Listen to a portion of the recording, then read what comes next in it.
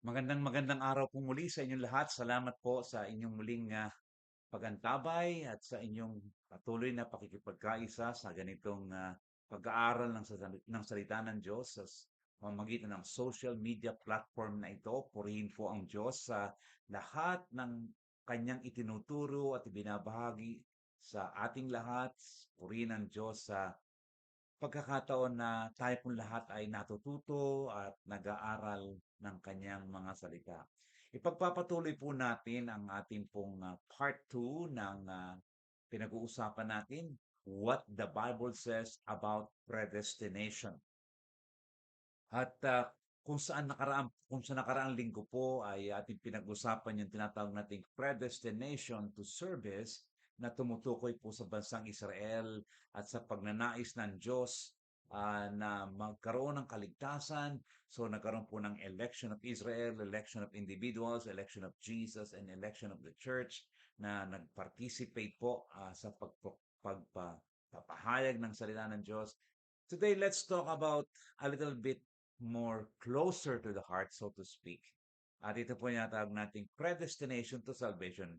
Ito po ang isa sa mga aspects ng predestination. Hindi po lamang predestination to service or to serve, kundi predestination to salvation. Meron pong dalawang pananaw, mga kapatid, sa tinatawag nating uh, predestination to salvation. Ang una po yung the determinist view. Uh, it simply speaks of the unconditional election of individuals. The keyword po dito ay yung unconditional. Meron din naman pong non-determinist view. The conditional election of individuals. Sa ating pong pag-aaral nito at pagtalakay, marahil po ay naiisip ng iba na tayo ba ay nagtatry na mag-provoke dito? Are we perpetuating some kind of hate campaign na ang isang view ay tama, ang isang view ay mali, na kung saan tila man din tayo ay wala man lamang kamuwangan dito, ito'y wala tayong first-hand information patungkol sa bagay na ito. Pero I'm glad you asked kung tayo ba'y nagpe-perpet, nagbibigay lamang ng some kind of, nagpo-provoke lang, nagpe-perpetuate ng hate campaign dito? The answer is no. And it is also not true na wala po tayong first-hand information. Purihin po ang Diyos sapagkat sa akin pong advanced studies ay nagkaroon po ako ng opportunities to read some books na tinatawag po natin mga primary books na kagaya po ng ilan na makikita po niyo sa aking library, mga sinulat po ni John Calvin, ni na Jonathan Edwards at ilan pa pong mga historical books uh, which is siguro sabi natin secondary sources, pero meron din po, I have mixture of primary sources and secondary sources. Napakahalaga po kasi ng primary sources na yung pong tao ay hindi lang siya kinote ng ibang tao, kundi siya mismo po ang sumulat at siya mismo ang ating kinoquote sa kanyang sinulat na mga aklat. And so we are not perpetuating a hate campaign here. We are here to study, we are here to learn, and we are here to prepare ourselves sa tinatawag po nating mga pakikipag-usap o dialogo upang ma-equip po tayo, ma-empower tayo sa kaalaman sa iba't ibang mga pananaw. Pag-usapan po muna natin yung tinatawag nating the determinist view, which means the unconditional, or they say that uh, they propose the unconditional election of individuals. Yun po yung determinist view. Ito pong pananaw na ito ay pwede nating tingnan o balikan kay Augustine in the 5th century and kay John Calvin. Si Augustine po, he strongly taught God's unconditional election. Si John Calvin po naman, in the 16th century, he systematized this view in his two-volume Institutes of the Christian Religion. na narito po sa aking kaliwang likuran.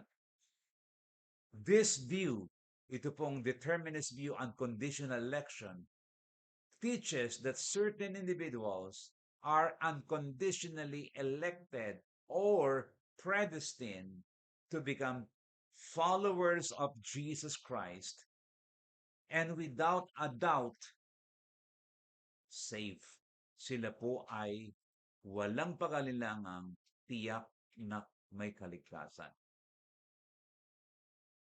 Sabi po ni John Calvin sa kanyang Institutes, page 931, as Scripture then clearly shows, we say that God once established by His eternal and unchangeable plan those whom He long before determined once for all to receive into salvation, and those whom, on the other hand, He would devote to destruction.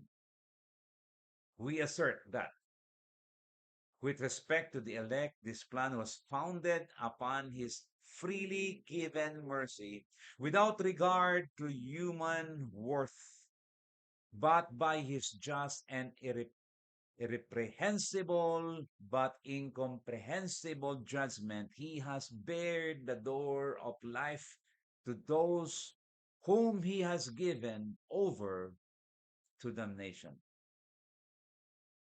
God was moved by no external cause or nothing outside of Himself, forcing Him to elect an individual to salvation or damnation. He Himself was the cause and the author of choosing His people. Napakaliwanag po ng sinabi ng pagpapaliwanag ni John Calvin sa kanyang Institutes. Ang sabi niya, ito ay maliwanag na itinuturo ng Biblia. Yun po ang kanyang unang mga panalita. Ito po ay isang pangwalang hanggan at hindi nagbabagong plano na matagal nang inisip ng Diyos, itinalaga ng Diyos upang makatanggap ng kaligtasan ang ilan at ang iba ay makaranas ng eternal damnation. At ang sabi po niya, ang ginawa niyang ito ay malaya na binigay niya ang kanyang kahabagan doon sa kanyang mga pinili. At hindi siya tumingin sa kalalagayan ng tao. It has nothing to do with with the worth of that person, kung siya ay mayaman o mahirap. Ito ay mahirap, pero ang sabi niya, ang Diyos ay nagtalaga ng tao na papasok sa langit at nagsara ng pintuan doon sa mga tao na hindi makakapasok sa walang hanggang buhay. At ang sabi niya sa dakong huli, God Himself was the host. Siya ang nagkusa. Siya ang nagtalaga. Siya ang may kagagawan. Siya ang author ng lahat ng pagpili na ito. Very strong words. So according to the determinist view, ang mga individual po ay object of elections. Ang bawat isang tao, bawat nabubuhay ay either elected, pinili para maligtas o hindi. At sila'y pinili unconditionally, walang kondisyon ng pagkapili sa kanila. Sapagkat ito ang kapamahalaan ng Diyos. Ang kapamahalaan ng Diyos ang ibig sabihin, kapag ang Diyos ang namamahala sa lahat, it means God is always taking the initiative. It means God never reacts to anything creatures do. Wala siyang hihintayin sa tao, wala siyang hihingin sa tao, basta God will take the initiative of saving some and distracting or bringing some to destruction. Ang sabi po niya, ang sabi po ng mga determinists ay ganito, if God were to set forth conditions which sinners must meet before He saves them, then He would have to wait to see who meets the condition. And His saving work would be a response to human acts. But this would rob God of His sovereignty. Ang sabi po ng determinist view, Aba, ay kung ganito na may kondisyon ang pagpasok ng isang makasalanan sa langit, kung sino maliligtas, eh di kinakailangan pang maghintay ang Diyos na lahat ng mga kondisyon na ito ay matagpo ng isang tao, magawa ng isang tao, at kung magkagayon ang kaligtasang ito ay tugon lamang sa at gawa ng tao. At ang sabi pa nga nila, ang ibig bang sabihin ninakawan na ang Diyos ng kanyang walang hanggang kapahamalaan? Are we robbing God of His sovereignty? Sabi nga po ng isang manulat, si R.J. Looney, salvation is the work of God's sovereign grace through Christ. Man is acted on rather than acting. Hindi gumagawa ang tao. Siya'y tumatanggap lang. Siya'y nireregaluhan lamang at siya'y tatanggap lamang pero wala siyang gagawin sapagkat lahat ng ito ay God's sovereign work, the work of God's sovereign grace. The work of God's sovereign grace. Siya lamang. Sabi po ni R.C. Sproul ay ganito, faith itself is a gift given to the elect. God Himself creates the faith in the believer's heart. God fulfills the necessary condition for salvation, and He does so without condition. Straightforward si R.C. Sproul. Nang sabi niya, ang Diyos ang gumawa ng lahat ng kondisyon at tinapos na ng Diyos ang lahat ng mga kondisyon para sa kaligtasan at siya'y nagliligtas ng walang kondisyon, walang hinihinging anumang bagay. Wala. Sapagkat kahit ang pananampalataya ay isang regalo ng Diyos sa tao. Faith is a gift. Ang pananampalataya ay kaloob. I will respond to this idea that faith is a gift later under or as a part of the non-determinist view. Pag-uusapan po natin yan sa mga susunod. Pumunta naman po tayo doon sa uh, the non-determinist view, which views na nagsasabing ang election ay conditional, the conditional election of individuals. May kondisyon ang pagpili ng Diyos o may kondisyon ang kaligtasan. Some Bible teachers will right away reject the words election, predestination, predetermined. Unfortunately, not out of their deep study of the subject, but because of their prejudice. Meron agad silang hindi maganda, meron agad silang masamang paningin at pagtanaw kapag narinig pa lamang nila yung salitang election, predestination. Sapagkat sila po ay mayroong prejudice o laban dito. If others teach it, ang sabi nga po ng ilan, at yung nagturo noon is not one of us, then it must be wrong. Kaya meron pong mga Bible teachers that they will reject right away, outrightly, yung predestination, yung topic na yan, and they will speak lahat ng mga bagay na hindi maganda, lalo tigit sa mga tao na nag-a-advocate nito. A particular doctrine, mga kapatid, is determined whether it is right or wrong based on who is teaching it. Ang nangyayari tuloy ngayon, nakahatulan ng isang doktrina, ang isang katuruan ng Biblia, depende kung ito ay tama o mali, batay kung sino ang nagtuturo dito. Kapag nalaman nila na ang nagtuturo o nagturo ng doktrinang ito ay hindi isa sa kanila, ibig sabihin ay labas sa kanilang grupo, mahirap ng pakinggan ang mga ganitong pagtuturo sapagkat ang nagpasikat o nagbigay ng popularidad ay hindi one of us. Kumbaga. At ito po hindi maganda. I am, I feel so sad sa ganitong mga attitude, sa mga ganitong mga pagtrato sa pag-aaral ng salita ng Diyos. Na para bang kapag nahawakan na ng iba, hindi mo na pwedeng mahawakan. Kapag naituro na ng iba, huwag mo nang ituturo sapagkat naituro na yan ng isa na hindi natin kasama. The reason why they are so determined to reject individual election, at meron pong mga tagapagturo na ganito, is because they believe that it is inseparable from the Calvinistic doctrine of election.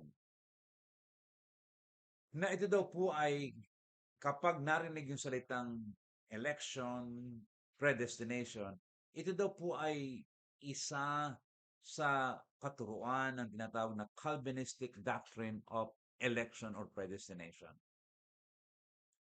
Let me tell you this. This is not a valid point. This is not a valid idea. Na kapag narinig mo ang salitang election or predestination, therefore this is Calvinistic. Therefore, this is not one of us. Now, let me clarify this, that we disagree with the determinist view. Hindi po tayo sumasang-ayon sa pananaw ng determinist, yung unconditional election of individuals. Not because the word predestination does not have any basis in the Bible, sapagkat nasa Biblia naman po ang election and predestination, ang doctrine of predestination and the doctrine of election. But we disagree with the determinist view because the determinist view of predestination is unconditional. And we reject that. We reject that predestination is unconditional. Maliwanag po yan mga kapatid, that we will not reject predestination because it is in the Bible. Election is a biblical teaching. What we disagree and what we do not accept is the view of predestination which is unconditional. Because ang ating pong paniniwala at nakikita sa Biblia ay ito. Biblical election is conditional. When we say election is conditional, it means it is not God who chooses who will go to heaven or hell.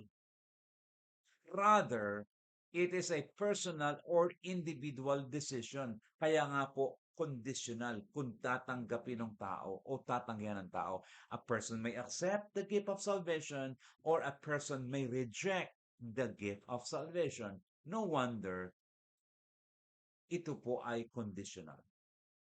Biblical election is conditional. It is conditional in the sense that man, having the capacity to choose between two opposites, dalawang magkasalungat,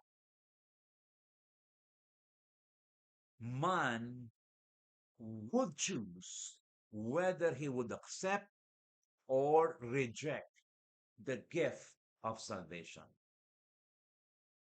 And free will is real. Now, God, through the written word, laid down the conditions by which a man may be saved. The basic term of the condition is this: whether a man, whether a person is in Christ. Ito po yung pinaka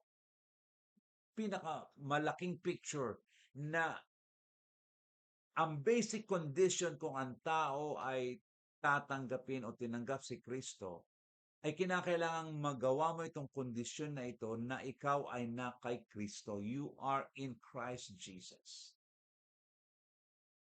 Kapag you are in Christ Jesus, yung big picture ng kondisyon ng kaligtasan ay nakita mo na. Because you are in Christ. Ito po ang sinabi ng Ephesians 1:3 and 4.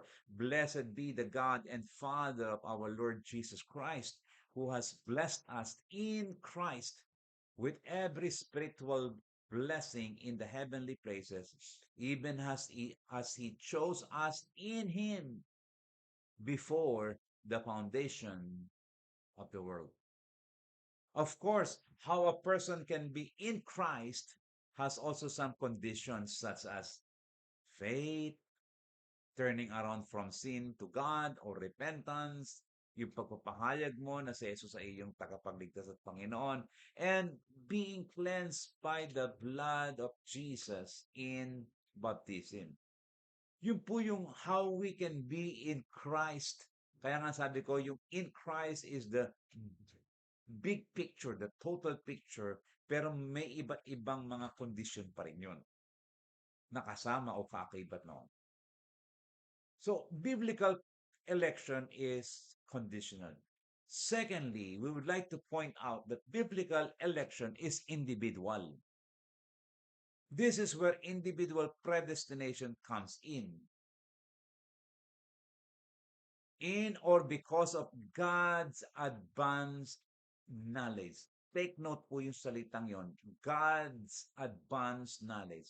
Dahilan sa karunungan ng Diyos, kaalaman ng Diyos, mula umpisa hanggang huli, even before the foundation of the world, alam na niya who will and who will not meet the conditions. Alam na niya, bago pa lamang lalangin ng sanlibutan, sapagkat ang kanyang kaalaman ay walang limitasyon, the omniscience of God, because of His advanced knowledge, God knows each one of them. He calls each one of them by names. Kilala po ng Diyos ang nagpasya at hindi nagpasya to be in Christ. Because of His advanced knowledge of those individuals who will accept and who will reject Jesus Christ, God was able to determine each one who will be saved and who will not be saved. Dahil lang po lang sa kanyang kaalaman na nauuna pa, advanced knowledge, ay nalaman na niya at nakikita na niya kung sino yung mga tatanggap at hindi tatanggap. Alam niya ang kanilang mga pangalan. They are in Christ even before the foundation of the world. Now, take note, not in reality, but based on God's advanced knowledge. Not in actuality, not in reality pa, kasi before the foundation of the world pa, but this is because of God's advanced knowledge. Nakita na ng Diyos sa hinaharap na kumbaga ito yung creation, ito darating pa lang ang creation, nakita na niya kung ano yung mangyayari, creation day 1 up to the last, hanggang sa pagbabalik ng Panginoong Kristo. Nakita na niya yon. Please understand that we are not saying that they are predestined to salvation itself, like what the determinist theologians say. They are not also predestined to believe or to have faith. Their acceptance and the rejection of Jesus Christ as Savior is also not predestined.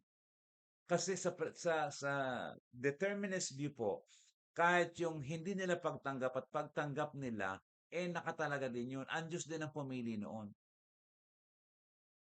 Kaya parang wala kang pupunta sa determinist view na nga, may kakayanan nga silang mamili, pero yung kakayanan ng pumili, ang Diyos din ang nagtalaga. Well, this is not what we believe to be yung paniniwala sa free will, na naniniwala sa two opposite views or two opposite options.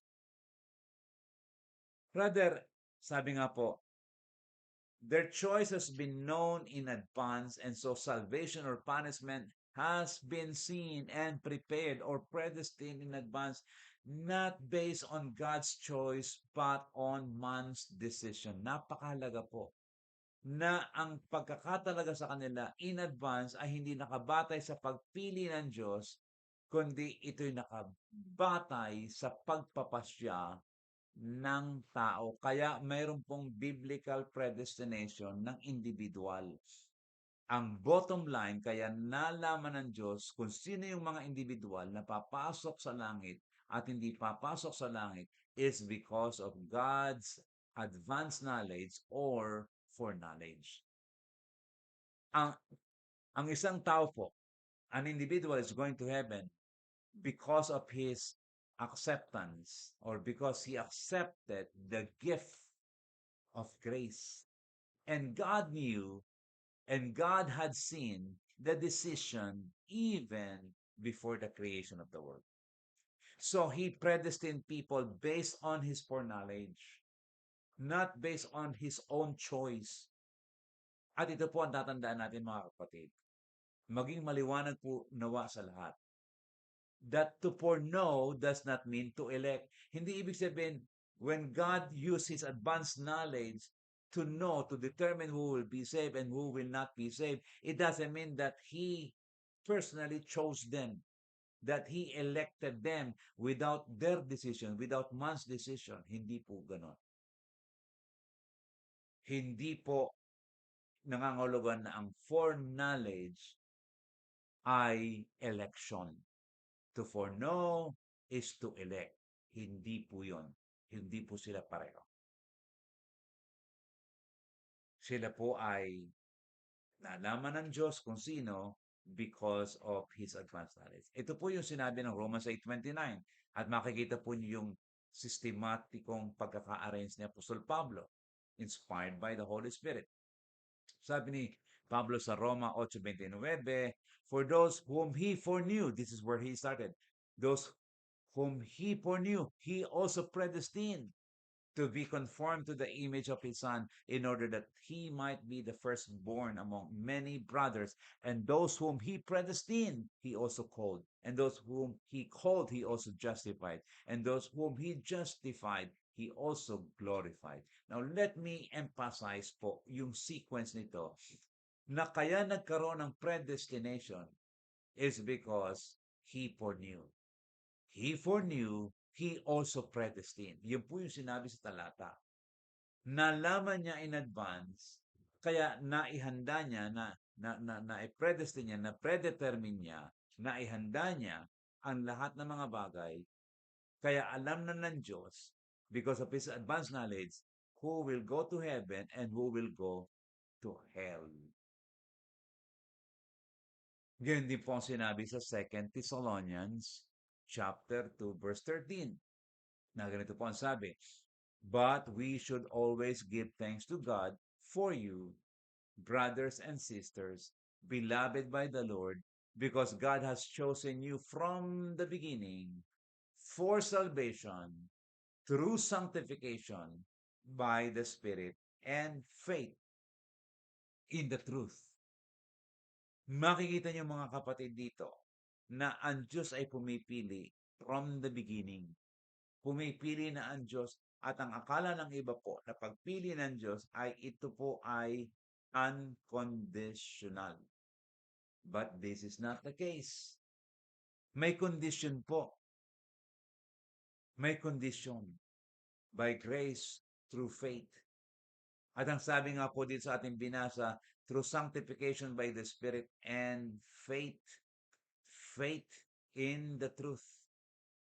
Faith in the truth. Mahalaga po yung pananampalataya sa katotohanan sapagkat doon po nagsisimula ang ating paniniwala. Ang paniniwala ay nanggagaling sa pakikinig ng Ebanghelyo, sa pakikinig ng katotohanan, sapagkat kung wala ang pakikinig ay hindi magkakaroon ng pananampalataya. So meron pong nagdala ng pananampalataya sa atin, meron pong tumawag sa atin at ang tumawag sa atin sa pananampalataya ay walang iba kundi ang katotohanan ng Diyos. Kaya maliwanag po na makikita natin mga kapatid na mayroong pagkakaiba yung determinist view sa non-determinist view. Na kung saan ang sinasabi ng determinist view ay walang kondisyon ang pagpasok sa langit, ang pagpili ng Diyos. Hindi niya tinitingnan ng tao kung sino siya, kung anong halaga niya, kung gaano siya kababa, kung gaano siya kataas. Ang pagpili ng Diyos ayon sa determinist view ay ayon sa kanyang kahabagan, ayon sa kanyang biyaya. Gayunpaman, ang sinasabi nga po natin, nakikita natin sa Biblia, na kagaya nga po ng nabanggit natin, na tila sa Biblia, at makikita pa natin sa susunod mga kapatid, na ang pagpili ng Diyos ay individual at ito ay conditional. Conditional at individual. Conditional sapagkat meron siyang naisin na ating itugon sa kanyang pagkatawag. Meron siyang ibinibigay, inireregalo, subalit meron siyang ninanais na gawin nating pagtanggap. Kaya ito'y may kondisyon. Ibibigay ko sa iyo, pero may kondisyon kung tatanggapin mo. At nabanggit din po natin at marahil po ay alisin natin ang ating pangamba na ang biblical predestination po ay individual.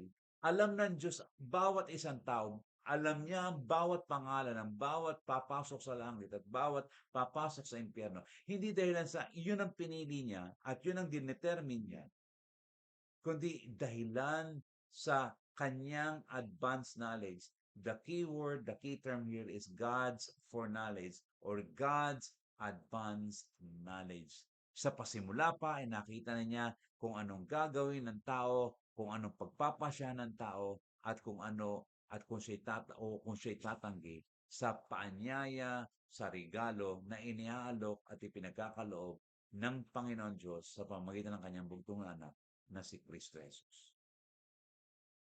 Mga kapatid, umaasa po ako na unti-unting nagkakaroon po kayo ng kakalmahan sa ating ginagawang pag-aaral na ito. Lalo't higit doon po sa nagkaroon po ng pakaramdam na they feel uneasy, they feel uncomfortable every time they hear the word biblical predestination, biblical election, na para bang gusto agad nating isa-isang tabi ito, na ito'y hindi yata dapat pag-usapan, ito yata'y maling bagay.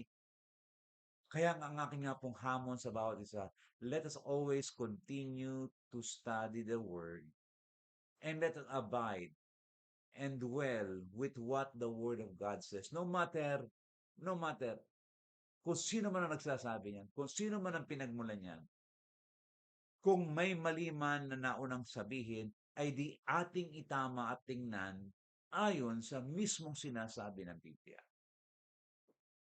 At ako po'y umaasa na hanggang sa susunod ay maunawaan pa natin ang malaking larawan po nitong tinatawag nating predestination or what the Bible says about predestination. Muli po mga kapatid, nagbibigay ng papuri sa Diyos sa napakagandang pagkakataon upang malaya nating mapag-aralan ang kanyang mga salita. At muli po nagpapasalamat sa inyong lahat na patuloy na nakikipag-aralan sa pamamagitan ng social media platform na ito, Maniwala with Jonathan Orellasa. Muli po, maraming salamat. Sa Diyos ang papuri.